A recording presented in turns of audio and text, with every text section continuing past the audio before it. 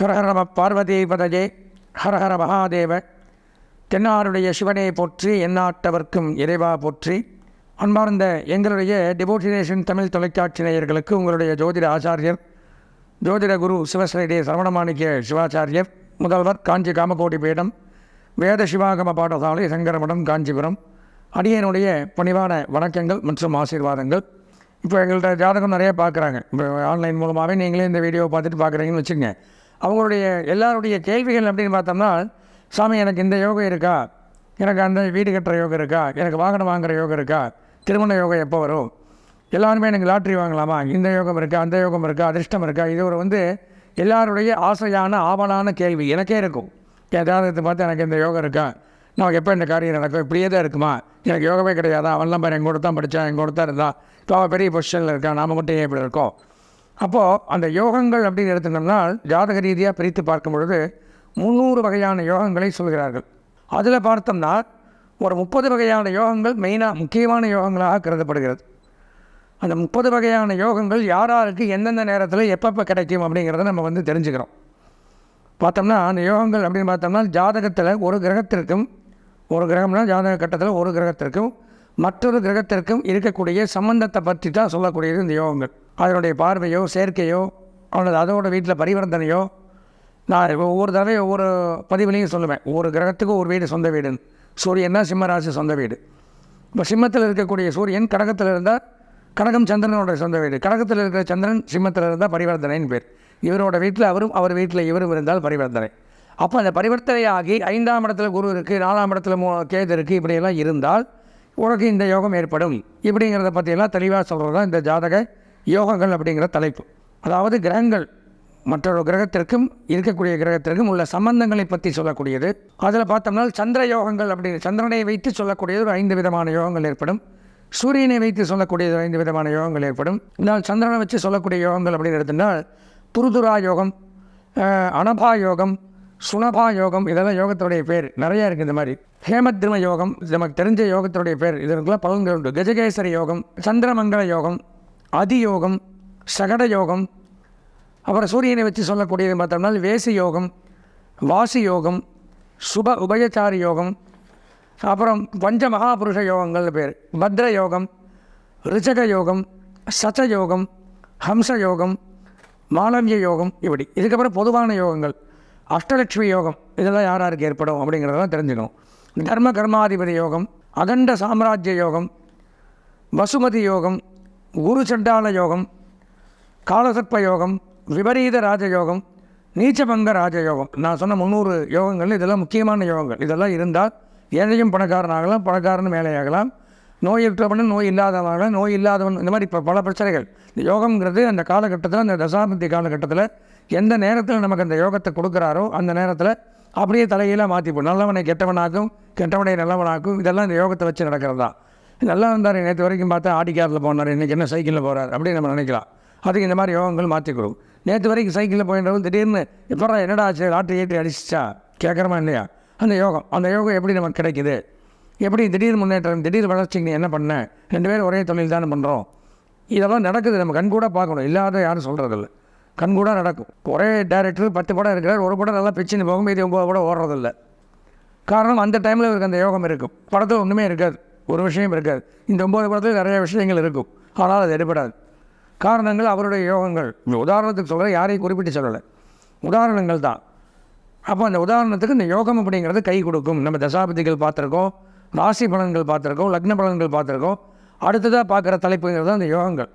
யோகங்கள் மூலமாக எந்தெந்த காலகட்டத்தில் என்னென்ன நடக்கும், அதுக்கு நம்ம என்ன பண்ணணும் அப்படிங்கிறது தான் இந்த பதிவில் நம்ம பார்க்குறோம். இப்போ பார்க்குறது அப்படிங்கிறது மானவிய யோகமும் பேர். மானவிய யோகம் இது எப்படி வருது, இதனால் என்ன பலன் பார்த்தோம்னா, சுக்கிர பகவானை வச்சு வருது. முதல்ல சொன்னேன், சந்திரனை வச்சு ஒன்று வந்தது, சூரியனை வச்சு வந்தது, புதனை வச்சு வந்தது, சனியை வச்சு வந்தது, குருவை வச்சு வந்தது, இது சுக்கிரனை வச்சு வருது. இப்போ சுக்கிரனை வச்சு வரும்பொழுது சுக்கிரன் ஆட்சி உச்சம் பெற்று லக்னத்திற்கோ சந்திரனுக்கோ கேந்திரத்தில் நின்னால் இந்த யோகம் ஏற்படும். இன்னமும் ஆட்சிங்கிறீங்க, உச்சங்கிறீங்க, லக்னங்கிறீங்க, கேந்திரங்கிறீங்க, எனக்கு ஒன்றும் புரியாது.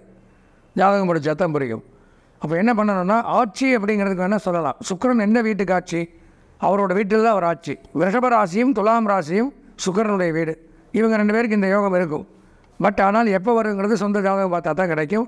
அதாவது ரிஷபம் துலாம் ராசி நேயர்கள் அவசியம் இந்த யோகத்தை அனுபவிக்கலாம். நீங்கள் இதை வந்து சொந்த ஜாதகம் பார்த்தா தெரிஞ்சுக்கலாம். எனக்கு மாணவிய யோகம் இருக்குது அப்படிங்கிறது கன்ஃபார்ம் ஆயிடுச்சு. பட் எப்போ வருது, அதை எப்போ எந்த நேரத்தில் அனுபவிச்சுக்கலாம், இல்லை அந்த நேரத்தை மிஸ் பண்ணிட்டுனா, இல்லை இனிமேல் தான் வருதா, அப்போ நான் எப்படி இருக்கணும், இப்படியெல்லாம் இருக்குது. யார் ரிஷபம் துலாம் ரெண்டும் இவங்க 2 பேருக்கு மட்டும்தாங்கிறது கிடையாது. அதே சமயம் நான் 100 விஷயம் சொன்னேன். சந்திரனுக்கோ கேந்திரத்திலையும் நிற்கிறது, அது எல்லா ராசிக்காரனுக்கும் நிற்கும். எல்லாருக்கும் சந்திரன் இருக்குது. சந்திரனுக்கோ கேந்திரத்தில் நின்னால் இந்த யோகத்தை அனுபவிக்கலாம், மற்ற ராசிக்காரன் அனுபவிக்கலாம். அப்போ சொந்த ஜாதகத்தை பார்க்கணும். இந்த யோகத்தினால் என்ன பலன்கள் அப்படின்னு பார்த்தோம்னா, கணவன் மனைவி ஒற்றுமை, சுக்கிரன் தான் அதுக்கு அதிபதி, கலத்திரகாரகன், தனகாரகன், பொருளாதாரத்துக்கு. எத்தனையோ ஜாதகம் அப்படின்னு பார்த்தோம்னா டெய்லி பார்க்கும் பொழுது பார்த்தோம்னா இந்த பிரச்சனை தலை தூக்கி இருக்கு. ஒவ்வொரு குடும்பத்திலையும் கருத்து வேறுபாடுகள். சாமி கல்யாணம் ஆயிடுச்சு, ஒரு வருஷமாக பிரிஞ்சிருக்கிறதுங்கிறது வேற. ஒன்றா இருந்தாலும் கருத்து வேறுபாடுகள், ஒரு அந்யோன்யம் இல்லாமல் நீ வந்தால் இவன் சமையல் ரூம் போனால் அவங்க வெளியில் வந்துடுறது, அவங்க போனால் இவங்க வந்துடுறது, மூஞ்சிக்கு மூஞ்சி பேசுறதில்ல, ஏதோ ஒரு பிரச்சனைகள் எத்தனையோ குடும்பத்தில். ஆனால் ஒன்றா இருப்பாங்க, வீட்டுக்குள்ளே வெளியில் தெரியாது. என் வேலையை நான் இவங்க சாப்பிடுவாங்க, கிளம்புவாங்க, பேக் மாட்டின்னு போயிடுவான், அவங்க போய் அந்த குடும்பமே இல்லை. பேருக்கு வாழ்வது வாழ்க்கையே இல்லை. இப்படி நிறையா குடும்பத்தில் இருக்குது. நிறையா ஜாதகம் நான் பார்த்துருக்கேன். இந்த மாதிரி பிரச்சனைகள் தீர்த்து வைக்கக்கூடிய யோகம் தான் இந்த மாளவிய யோகம்.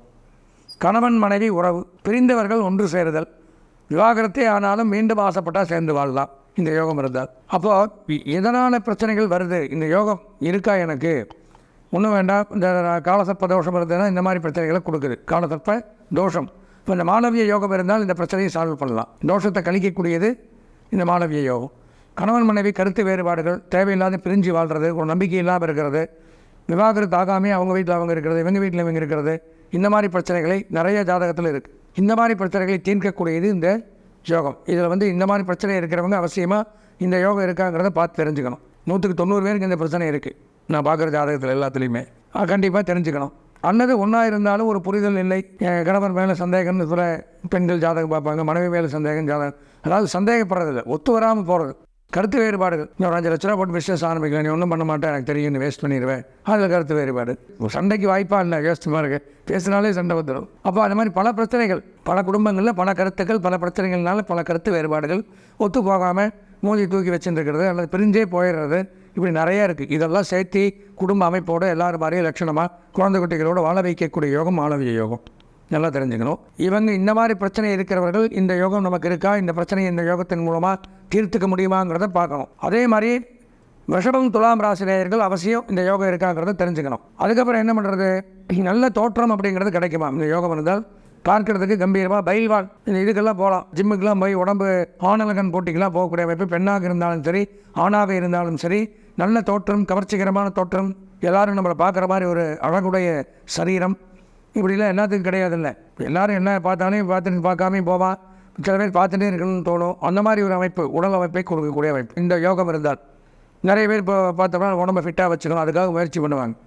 நான் இந்த துறையில் இருக்கேன், எனக்கு இப்படி என் உடம்பு தான் எனக்கு சோறு போடும், ஒவ்வொன்றும் வச்சு ஒருத்தர் சம்பாதிப்பான். அந்த மாதிரி ஆக்டர்ஸு, இந்த மாதிரி நாடகத்தில் நடிக்கிறவங்க இருக்கட்டும், சினிமாவில் நடிக்கிறவங்க இப்போ ஒரு ஜிம் வச்சு நடத்துகிறான்னா முதல்ல அவன் பயில்வானாக இருந்தால் தானே அவன்கிட்ட படிப்பாங்க. அவன் இப்படி இருந்தானா யார் படிப்பான்? அதுக்கு தகுந்த தோற்றங்களையும் இந்த மாதிரி உடற்பயிற்சி கூடங்கள், விளையாட்டு மைதானங்கள் நிர்வாகம் பண்ணக்கூடியவர்களுக்கும் அவசியம் இந்த யோகம் அப்படிங்கிறது தேவைப்படுது.